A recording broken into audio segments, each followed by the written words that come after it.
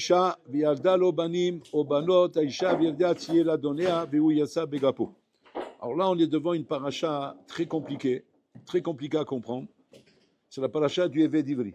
Le Éved Ivri, c'est un bonhomme qui, par des pressions de la vie, par des circonstances qui ne sont pas toujours des circonstances comme on voudrait, a été poussé à faire une magouille. Il a fait une magouille.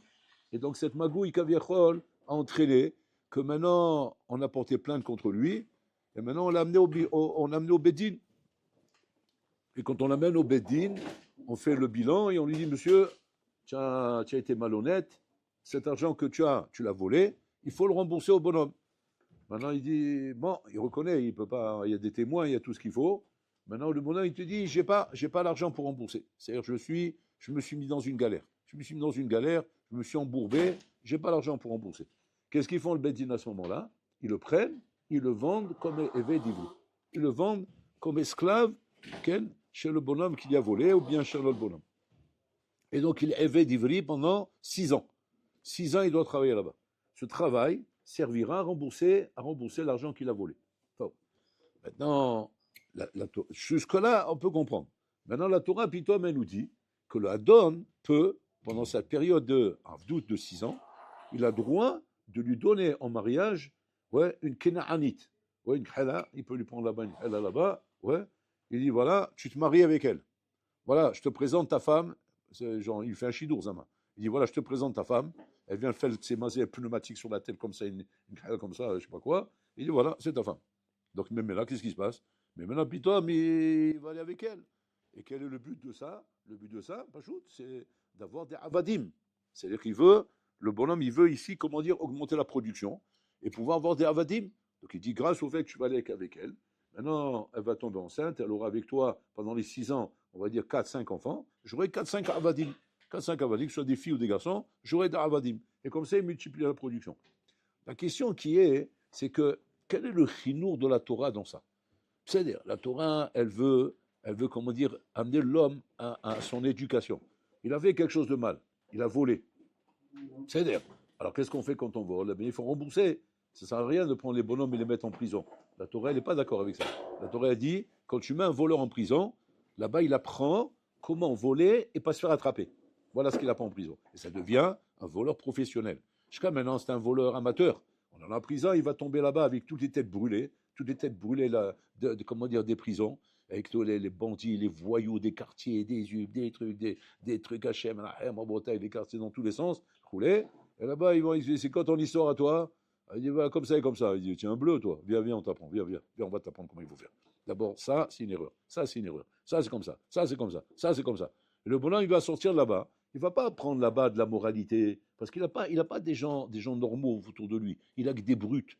Il a que des voyous, il a que des bonhommes de la racaille qui traînent dans les quartiers, rouler. Il va prendre de rabotailles, tous les vices de la terre. Donc c'est maintenant que la Torah te dit, on n'envoie pas les gens en prison. Qu'est-ce qu'on fait? On les envoie travailler. On les met dans des choses qui sont saines. C'est-à-dire sainement, le bonhomme va corriger son erreur. Il va aller travailler, et honnêtement, il va rembourser son argent, l'argent qu'il a pris de l'autre. Alors que quand tu les envoies en prison, déjà l'autre, qui s'est fait avoir, donc il ne sera jamais remboursé. Lui, qu'on a puni, soi-disant, ça va devenir un voleur professionnel. Donc, c'est-à-dire qu'on n'a rien arrangé dans la société. Maintenant, jusque-là, tout va bien. Que tu te maries avec une Kenaanite, Marianne, pourquoi tu fais ça? Maintenant, imaginez-vous un petit peu la situation. On ne parle pas forcément d'un voyou. On ne parle pas d'un voyou, d'un traîné de la société, d'un traîné des quartiers, d'un bonhomme qui traîne dans les rues. On ne parle pas forcément de ça. Ça peut être même, Mechila, excusez-moi de vous donner cet exemple, ça peut être un Rosh Yeshiva. Ça peut être un Rosh Yeshiva, un gros Talmid Chacham de la génération qui s'est fait avoir par le Yetzarara. Et à cause de ce Yetzarara, il a fait une petite magouille qui a entraîné Barmenan une plainte qui l'a amené maintenant à être vendu comme évêque d'Ivry. Tu vas me dire, et alors, attends, on ne va pas faire ça à un Talmid Chacham.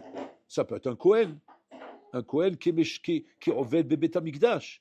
Et le Kohen, Beth Amikdash, Rabotai, il y a des règles. Il ne peut pas se marier avec n'importe qui.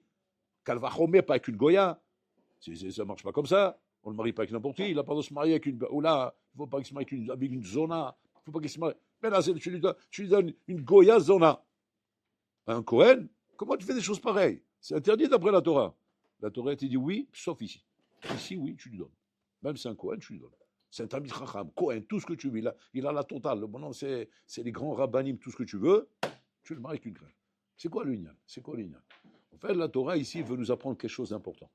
Elle veut nous apprendre en vérité que quand un homme veut se corriger, pour le corriger, Rabotai, il ne suffit pas d'écouter du moussard. On peut écouter du moussard. Alors ça dépend, Rabotai. Si on est quelqu'un de sensible, quelqu'un, mamash, qui a au zen shoma'ad, comme Itolo, shomea, baishma Itolo. Alors là, il a un ami, celui avec du moussard, ça suffit. Il va écouter du moussard, il va se calmer. Mais il y a des bonhommes, Rabotai, ils n'entendent pas vraiment. L'oreille, elle ne marche pas vraiment, elle ne marche pas bien. Et donc cela, il leur faut un maasé mochiar. Il faut quelque chose qui va comment dire, les secouer. Qu'est-ce qu'on veut l'éduquer? C'est quoi l'éducation qu'on veut lui donner? De ne pas voler. Qu'est-ce qu'il y a de grave dans voler? C'est très grave. Voler, c'est pas simplement que tu as volé de l'argent chez l'autre, que tu lui as piqué son argent. Ça en soi, c'est déjà c'est grave. Ça, c'est grave en soi. Seulement, il y a quelque chose de plus grave que ça. C'est que tu ne fais pas le calcul des conséquences que va avoir ton vol. Tu as été dans une maison et tu as volé les économies qu'il y a là-bas. Tu t'es posé la question, ces économies-là qu'il a fait ce monsieur, honnêtement, il les a gagnées à la sueur de son front. Pourquoi il a ces économies? Qu'est-ce qu'il est censé faire avec? Tu t'es posé des questions? Peut-être que ces économies étaient pour quoi faire? Pour permettre à son fils, après qu'il a fait son bac, d'aller à l'Aïshiva. Il avait des économies pour pouvoir payer la mensualité de l'Aïshiva.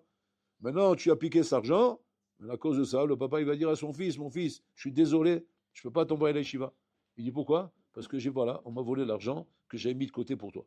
Donc qu'est-ce que je vais faire, papa? Ben, tu vas aller faire tes études. Et donc il a loupé un bachour qui aurait pu venir à l'Aïshiva et devenir un Talmid Chacham.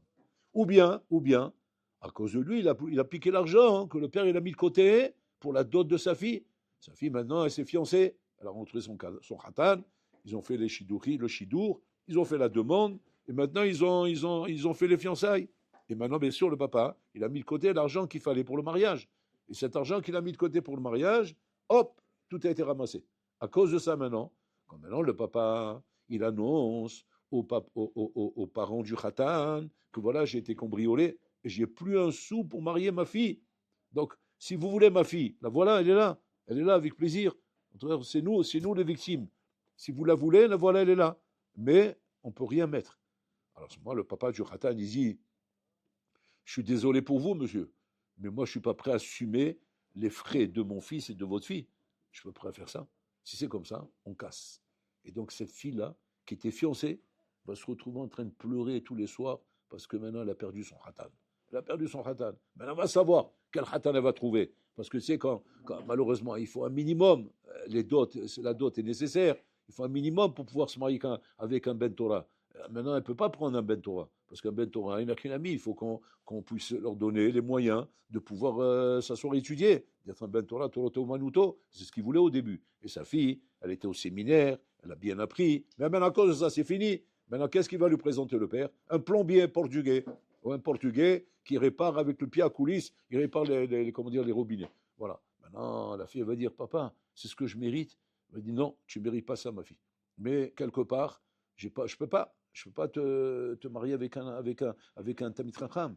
Un Talmid Chacham, il faut pouvoir, aider pour qu'il puisse continuer à étudier la Torah. Parce qu'il ne s'agit pas de le prendre un Talmid Chacham et lui dire, va travailler. Et d'abord, il faut qu'il puisse continuer à étudier. Il fallait que j'ai ses économies. Donc regardez combien de catastrophes il a fait ce bonhomme-là. Combien de catastrophes il a fait ce bonhomme, Rabota, malheureusement, quand il a fait ses magouilles, et qu'à cause de ses magouilles, Rabota, il a mis en l'air des familles. Il a mis en l'air des familles dans ses magouilles, Rabota. Et combien on entend des histoires pareilles. Des histoires, maintenant, il y a eu des magouilles où le bonhomme n'a pas réfléchi longtemps. Il a regardé l'appât du gain. Et l'appât du gain a été de sauter sur une proie qui lui paraissait facile. Et qu'après, ce qui s'est passé par la suite, il n'en sait rien, lui. Lui, il est tranquille chez lui maintenant. Il a pris un billet d'avion, il s'est sauvé en Thaïlande, ouais, et il a refait sa vie là-bas, tranquille. Mais maintenant, ce bonhomme-là, il se rend compte qu'il a fait un khorban, qu'il a détruit le monde d'une famille, il a détruit une kala, il a détruit un Talmid Chacham, il a détruit une famille, il a détruit la mode. Maintenant, la question est comme ça. Comment on éduque un bonhomme pareil? Comment un bonhomme pareil, on va lui faire comprendre pour que ce bonhomme-là ne recommence plus? Pas qu'ils sortent comme les voyous aujourd'hui, ils vont en prison, ils deviennent voleurs professionnels. Pour qu'ils ne recommencent plus. c'est quand maintenant, malheureusement, il y a un guiche al-Bessaro. Sur sa chair, il va sortir la chose. Al-Bessaro. Qu'est-ce qu'on lui fait sur sa chair? Pas de problème. On va te faire ce que tu as fait aux autres. On va te marier avec une Kénaanite. Tu vas vivre avec elle. Elle va devenir ta femme. Tu vas même tomber amoureux d'elle. Tu vas tomber amoureux de la Krala. On peut être amoureux d'une Krala. Il n'y a pas de problème. Ouais, sauf si on est raciste, mais en attendant, tu sais, comment dire, tout peut être bon, hein, tu sais, surtout quand on est dans un endroit où il n'y a plus rien. Alors quand il n'y a plus rien, alors tout peut faire affaire, tu comprends? Tout peut rendre service. Des fois, quand on est à court de je sais pas quoi, oui, vous comprenez de quoi je parle. Donc, mais là, bon, la saute, on fait avec ce qu'il y a. Et donc, mais là, c'est devenu sa femme. Et comme c'est devenu sa femme, quoi, maintenant le balabaït, il leur donne de quoi rendre agréable leur relation. C'est pas genre, elle ressemble, remets par là-bas, tiens, on prend une deuxième, tiens, prends une troisième. On parle pas de ça. On parle mamage de le marier avec elle. Il lui fait un mariage. Le balabaït, il est là-bas. Hein. De temps en temps, il leur fait une petite soirée aux chandelles. Oui, ça va vous dire. Une petite soirée aux chandelles où il leur ramène comment dire, un petit repas entre eux, allez, manger ensemble, etc. Et peu à peu, il se fait prendre au jeu. Que quoi? Que ça devient sa femme. Comme c'est marqué dans le passouk par la suite, qu'on verra, Afti Adoni, Afti Tishti, Afti Banaï, j'ai aimé mon maître, j'aime mes enfants, j'aime ma femme, et les petits crêles là-bas qui sont les cafés au lait là-bas, ouais, et ça devient ses enfants, et il les aime les enfants, parce que c'est ses enfants. Il appelle papa, papa, papa, ils sont tout mignons comme ça, tout frisé, comme crépus, comme ça, j'aime la reine, ou comme ça, vous voyez, maman, ils sont là, ils aiment leur père. Ils courent derrière lui, ils sont heureux de trouver leur papa, etc. Et quand il revient du travail, après une journée de travail, il rentre comme ça, il rentre dans la cabane, là-bas, il voit tous les petits enfants comme ça, tous les petits crènes comme ça, en train de sauter, faire des je sais pas comment, des trucs comme ça, dans tous les sens, rouler. Et les masses, et il est content de vivre ça. Puis, Tom, on arrive la 6e année, Adkan, tu prends ton sac à dos, tu prends tes affaires et tu te casses d'ici. Et les enfants en train de pleurer. Abba, Abba, Abba. Il est en train de voir sa femme, ses enfants, veut couler. Déchirure totale. On le déchire, le bonhomme. On le déchire, on l'envoie chez lui et on ne le laisse pas rester ici dans sa famille.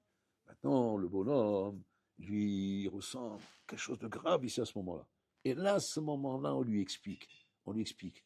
Tu as ressenti maintenant ce que tu as ressenti? Voilà ce que tu as fait quand tu as volé à ces gens-là. Voilà ce que tu as fait. Tu les as déchirés.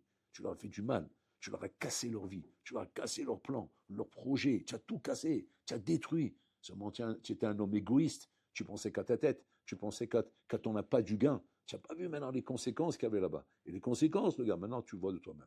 Donc on voit de là à Botaï une paracha nouvelle, c'est une paracha exceptionnelle, parce que c'est une paracha que nous, on n'aurait même pas pu s'imaginer dans la Vamina qu'on peut inventer une paracha pareille, ou bien aller inventer une pédagogie pareille, c'est-à-dire une règle de Khinour de ce genre-là, d'aller dire voilà, ça serait bien de faire ça.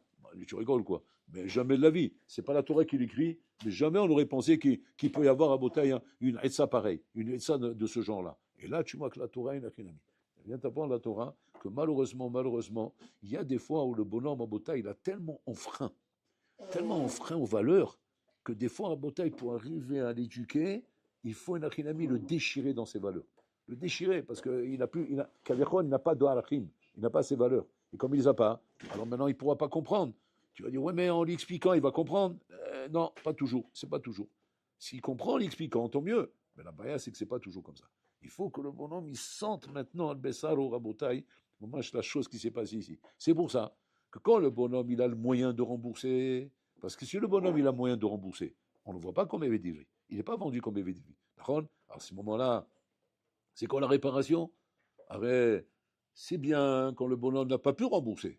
Alors, il n'y a rien à dire, on l'éduque de cette manière. Mais qu'est-ce qui se passe quand le bonhomme, il a pu rembourser?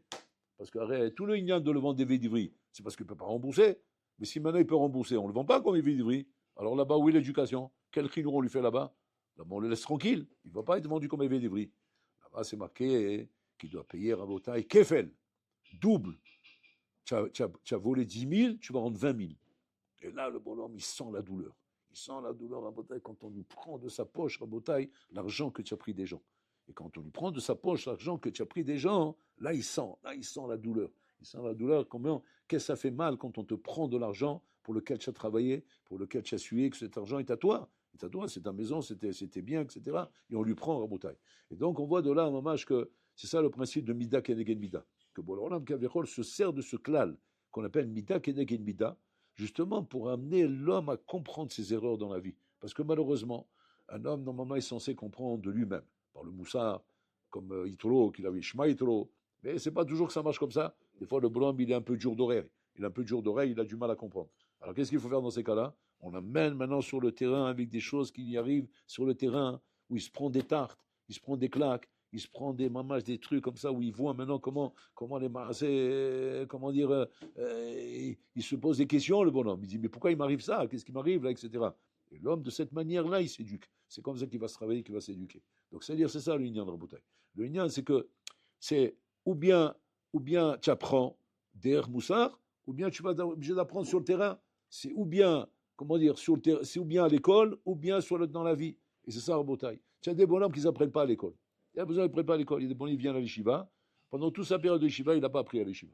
Oui, où est-ce qu'il va apprendre ce bonhomme? Dans la vie, il va apprendre. Parce que dans la vie, bon, alors là, il saura s'en occuper. Ce qu'on n'a pas pu faire avec lui à l'Yeshiva, on fera avec lui dans la vie, Rabotai. Mais dans la vie, c'est dommage. Parce que dans la vie, ça secoue. On se prend des tartes là-bas et ça fait mal, Rabotai, ça fait mal. Donc c'est pour ça qu'il faut faire attention. C'est Mordizère. Mordizère, c'est-à-dire ne sois pas frivole et ne prends pas les choses à la légère. Sache que chaque chose que tu as fait qui n'était pas correcte dans la vie, tu devras payer pour ça. Tu devras payer pour ça. Pas parce qu'Akash-Brou est un vengeur. Hachem, c'est pas un vengeur. Hachem ne vient pas pour venger. Hachem vient pour éduquer. Et malheureusement, des fois, l'éducation, elle est de faire subir à la personne le dégât qu'il a fait pour que l'autre en face, il puisse comprendre qu'est-ce qui s'est passé ici. Imlo Atalo Mevin. Tu comprends pas le Inyan Rabotai. Et c'est ça le Moussar Askel qu'on vient nous apprendre ici, d'une paracha Mechud Deshet Atsuma Rabotai. Que normalement, c'est une interdiction de la Torah, normalement, de se marier avec une Goya. C'est une interdiction de la Torah pour un Kohen de se marier avec une zona, avec une prostituée. Pour un Tamid Racham, de se marier avec une femme pareille. Mais la Torah interdit ça. Et puis, Tom, la Torah vient me dire ici, non, là c'est une mitzvah. Là c'est une mitzvah. La donne, il a droit de forcer le bonhomme, même si le bonhomme il pleure, il supplie. Il dit ça et j'ai compris, je vous en supplie, ne me mariez pas avec cette Goya, je vous en supplie, ne me mettez pas là-bas. Il a droit de le forcer et de l'obliger à aller avec elle. Et que le bonhomme, malgré lui, il va se retrouver dans une situation complètement catastrophique, où lui-même, après, il va vouloir supplier pour rester là-bas. Et là, à ce moment-là, on lui montrera qu'il n'a rien à mis, on va te sortir de là-bas, t'obliger à partir, abandonner tes enfants et comprendre regarde le mal que tu as fait. Regarde ce que tu as fait comme mal dans la vie et combien maintenant tu es là pour maman tirer une leçon de Moussa. Je sais pas, nous accueillons. רבי חנון בנו חפש סימן צדקו יגדיל תורה וידיר